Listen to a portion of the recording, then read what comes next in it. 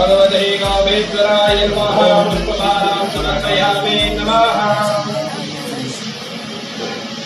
ॐ त्र्यम्बकं यजामहे सुगन्धिं पुष्टिवर्धनं वारुवारुकमिव वन्दनामृत्युर्मुखीयमृतात्। ॐ नमो भीष्मिने भगवतिने नमो परमिने सर्वरूपिणे च नमः। रूपाय गजपतेनाय च नमो दुन्दुभ्याय सहनव्याय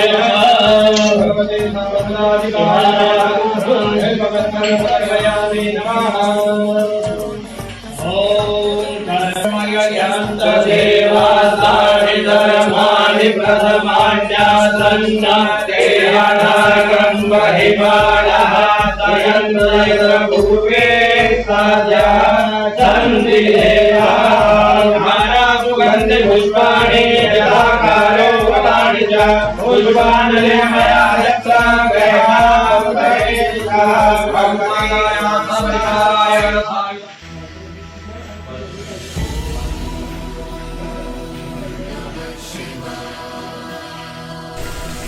मृत्युंजय महादेव त्राहि माम शरणागतम जन्म मृत्युजनाव्यादे पीड़ितम करम वंदनेहि। ओम नमः शिवाय।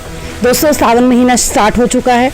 आज हम कामेश्वर मंदिर में हैं, जहां पे हम आपको भोलेनाथ की पूजा अर्चना भी आपने हमारे विजुअल्स के जरिए भी देखी। और हम आपको बताना चाहेंगे, आज हमारे साथ शास्त्री सन्नी जी हैं, जो श्रावण महीने में किस तरह हम लोगों को पूजा अर्चना करनी चाहिए, इसका क्या महत्व है, सीधी बात करेंगे सन्नी जी से।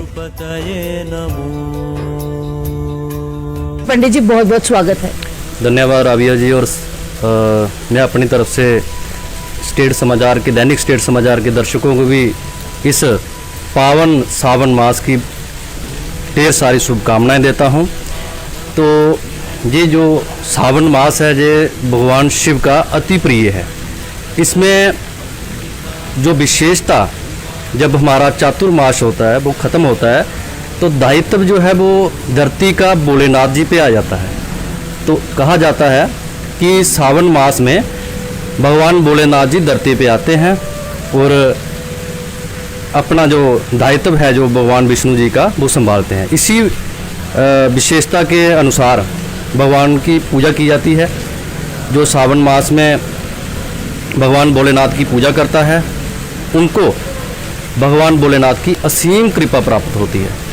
पंडित जी, क्या महत्व है श्रावण महीने में पूजा अर्चना करने का? जी, जो सावन मास है, पुराणों और वेदों के अनुसार जो हमारी पौराणिक कथाएं हैं, उनमें वर्णन आता है कि इसी वर्ष, इसी मास में मरकंडू ऋषि ने मार्कंडे जी की लंबी कामना के लिए, लंबी उम्र के लिए भगवान भोलेनाथ को प्रसन्न किया था और वरदान पाया था कि मार्कंडे जी जो है उनकी लंबी आयु हो। तो उसी एक तो ये भी एक हमारा जो पौराणिक लॉजिक है। दूसरा, इसी मास में, श्रावण मास में जो समुद्र मंथन की बात आती है, तो इस 14 रत्न निकले। 14 रत्नों में एक रत्न हलाहल भी था, विष। भगवान भोलेनाथ ने उस विष को जब सृष्टि जो खतरे में आ गई, तो गले में धारण कर लिया, अपने कंठ में ही धारण कर लिया, अपने उदर में, पेट में नहीं जाने दिया। तो भगवान की गले की पीड़ा को देखते हुए हमारे देवी देवताओं ने भगवान शिव पे, जैसे औषधि गुण वाले जो पत्ते होते हैं, जैसे हम देखते हैं, हम धतूर फल चढ़ाते हैं, हम बिलपत्र चढ़ाते हैं, भांग चढ़ाते हैं, तो ये भगवान शिव को अति प्रिय वस्तुएं हैं। मतलब ये हमारे साधारण सी दिखने वाली वस्तुएं असाधारण होती हैं। भगवान के जब जो कोई व्यक्ति इस मास में, वैसे भी सोमवार को जो पूजा करते हैं, बिलपत्र से, आक धतूरा से, मंदार पुष्प से भगवान की पूजा करता है, उसको भगवान भोलेनाथ की कृपा प्राप्त होती है। और ये मास जो है भगवान शिव को प्रिय होने के साथ साथ भगवान की जो पूजा अर्चना है, इस पूरे मास में चलती है। ऐसे तो भोले बाबा जो हैं वो सबसे एक भोले, अगर जिनका नाम ही भोले है, कहते हैं कि वो सब देवताओं में से मनोकामना जल्द ही पूर्ण करते हैं, कल युग में भी। लेकिन इस श्रावण महीने में कहा जाता था, सुनने में आया था पंडित जी की 4 सोमवार के व्रत रखो और आपके जो है पूरे साल के जो व्रत हैं ये, ऐसा कुछ है? बिल्कुल ऐसा है, क्योंकि 16 सोमवार व्रत का विधान भी शास्त्रों में दिया है। तो व्रत तो वैसे भी भगवान को प्रसन्न करने का एक माध्यम है। जैसे हम उपवास करते हैं, और पहले तो हमारे जो लोग होते हैं इनको उपवास का जो मीनिंग है, मतलब है, वो भी कई लोगों को, जो हमारे दर्शक इस समय सुन रहे हैं, तो मैं आपके चैनल के माध्यम से बताना चाहूँगा कि जो व्रत होता है इसमें अपने आप को भूखे रखने का मतलब भगवान प्रसन्न नहीं होते। उसमें दान, जप, ये भी अंग हैं, व्रत के अंग हैं। जिस व्यक्ति ने व्रत रख के दान नहीं किया या जप नहीं किया, और जिस देवता की आप अर्चना कर रहे हैं उसकी आपने अर्चना नहीं की, तो व्रत जो लगता नहीं। तो ये 16 सोमवार व्रत जो है वो आप कभी भी कर सकते हैं। जैसे मैंने पहले भी आपको बताया कि भोलेनाथ जी, साक्षात भोलेनाथ जी का वास धरती पे होता है, क्योंकि धरती पे भगवान का ससुराल माना जाता है। आप देखते हो कितनी बार भोलेनाथ ने जहाँ पे, जैसे माता सती हुई, गौरी मतलब पार्वती के रूप में, जितने भी पार्वती ने रूप लिए, जहाँ पे आके मतलब ससुराल पे आके उनका वास होने से 4 व्रत रखने से 16 का महत्व माना जाता है, क्योंकि ये भोलेनाथ का इस महीने वास होता है। धरती पे भोलेनाथ साक्षात जो है वो विराजमान होते हैं श्रावण महीने में। दर्शकों, जब हम यहाँ पे आ रहे थे कुछ लोग हमें बोल रहे थे कि आज अगर पंडित जी से बात करने जा रहे हैं तो पंडित जी खास करके उन कंजकों के लिए, उन लड़कियों के लिए जो भोलेनाथ की पूजा अर्चना सिर्फ इसलिए करती हैं कि उनको भोलेनाथ जैसा वर प्राप्त हो, आज उनके लिए थोड़ा बताएं। जी, मैं उनके लिए ज़रूर बताऊंगा। जो भी हमारे कर्म होते हैं, हमारे कर्मों के अनुसार ही हमें गृहस्थी का जीवन यापन करने का हमें सुख प्राप्त होता है। आप देखते हो कि कोई ऐसी कन्या होती हैं जिनमें विवाह में विलम्ब आ जाता है। मैं उन कन्याओं के बारे में बताना चाहूँगा जिनकी शादी नहीं हो रही है, उनको भोलेनाथ के साथ साथ पार्वती जी की पूजा करनी चाहिए, क्योंकि इस माह सिर्फ अकेले भोलेनाथ अकेले नहीं आते, क्योंकि वो ससुराल में आते हैं और पार्वती जी उनकी, गौरी जी उनके साथ होती हैं। तो गौरी का चालीसा पाठ कर सकते हैं। गौरी के एक मंत्र होता है, आप नेट से भी डाउनलोड कर सकते हो, किसी शास्त्री से भी ले सकते हो। ओम कात्यायनी महामाय महायोगिनी अधीश्वरी नंद गोप सुते देवी पति में कुरुते नमः। हे गौरी शंकर अर्धांगिनी यथा त्वं शंकर प्रिया तथा माम कुरु कल्याणी कांत कांता सुदुर्लभाम।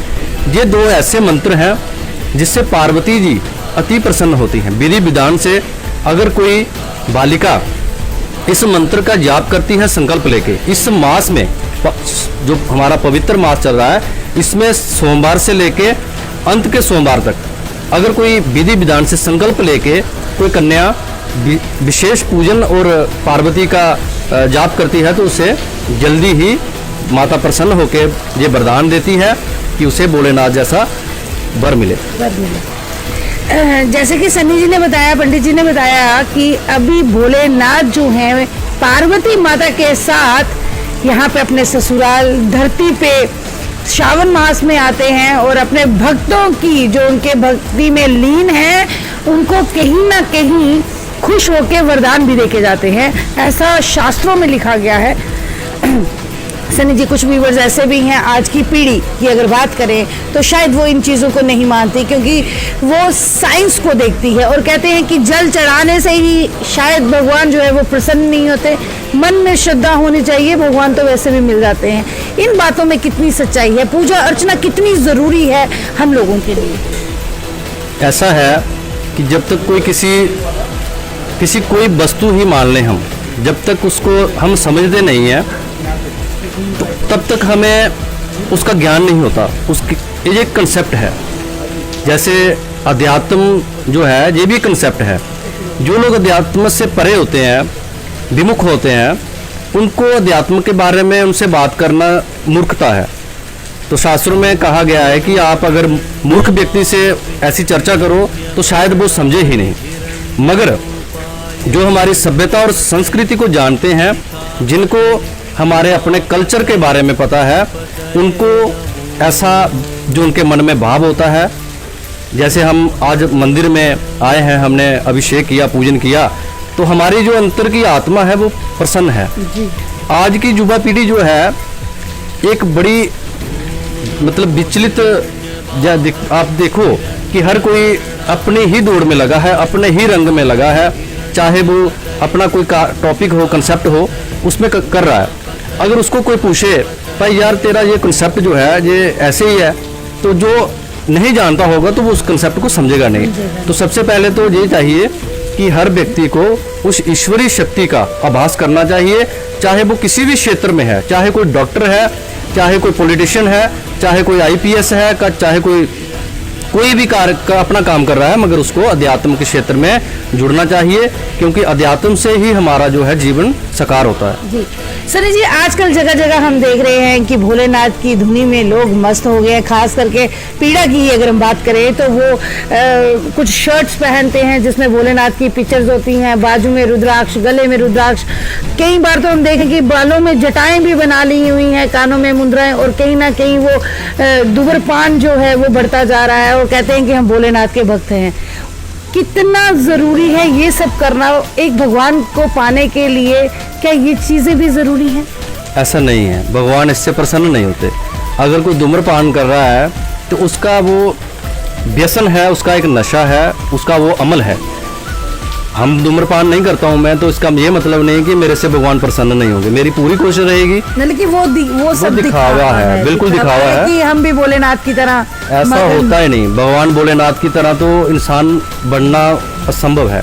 अगर हम देखो, हम हलाहल की बात करते हैं, जो हलाहल समुद्र मंथन से निकला था तो भगवान ने अपने कंठ में धारण किया था।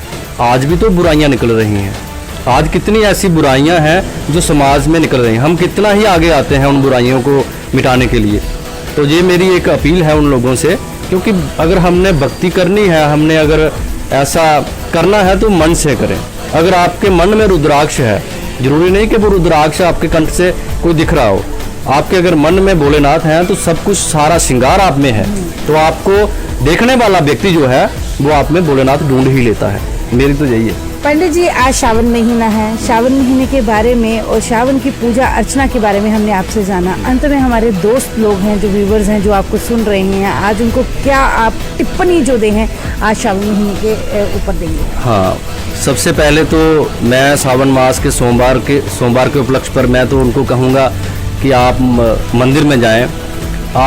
आपके मन में जो चिंता है, हर कोई व्यक्ति अपने दुख से, क्योंकि कलयुग का समय है, हर कोई, और ये कोरोना से निकल के आ रहे हैं हम अभी, तो कई लोग बेचारे ऐसे होंगे जिनका व्यवसाय जो है वो छूट चुका है। कई लोग ऐसे होंगे जिन्होंने अपने घर में बहुत बड़ी बड़ी बीमारियां झेली होंगी। कई लोगों के घर खाली हो गए होंगे। ऐसा मैं उनके आगे अपील करूंगा कि जिन लोगों के घर में कोई ऐसा अब शकुन हुआ है जैसा, तो वो लोग स्पेशली मंदिर में जाएं और आत्मा ऐसी गृह जो अपने घर की कोई ऐसा जीव है उसकी जो मोक्ष के लिए या उसकी आत्मा की शांति के लिए भोलेनाथ के आगे प्रार्थना करें, और जन कल्याण के बारे में जरूर एक भगवान के आगे प्रार्थना करें कि सारा जो संसार है जो सुखी रहे, क्योंकि भोलेनाथ ही एकमात्र ऐसे देव हैं जो हमारे सभी संकटों का नाश कर सकते हैं। जो हमारी जितने भी हमारे सुख हैं, आपने देखा होगा कि भोलेनाथ के जो गृहस्थी अपना जीवन था, क्योंकि चाहे पार्वती ने कितने ही जन्म लिए, माँ पार्वती ने भोलेनाथ को जो है उनका सुख प्राप्त हुआ। तो अपने गृहस्थी के सुख के लिए भोलेनाथ की पूजा करना बहुत जरूरी है।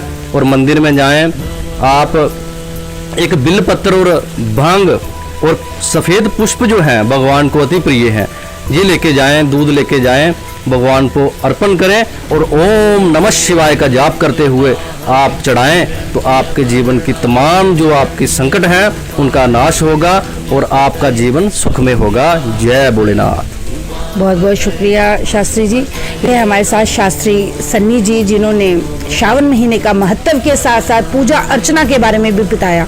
लोग परेशान हैं, कलयुग है, कहीं ना कहीं भटकते रहते हैं, कुछ बीमारियों को लेके, कुछ धन को लेके, कुछों की शादियां नहीं हो रही, तो सबका एक ही उपाय है, वो है भोलेनाथ का दरबार। श्रावण महीना है, मंदिरों का शहर है, हर मंदिर में जाएं, भोलेनाथ की स्तुति तो हर जगह है।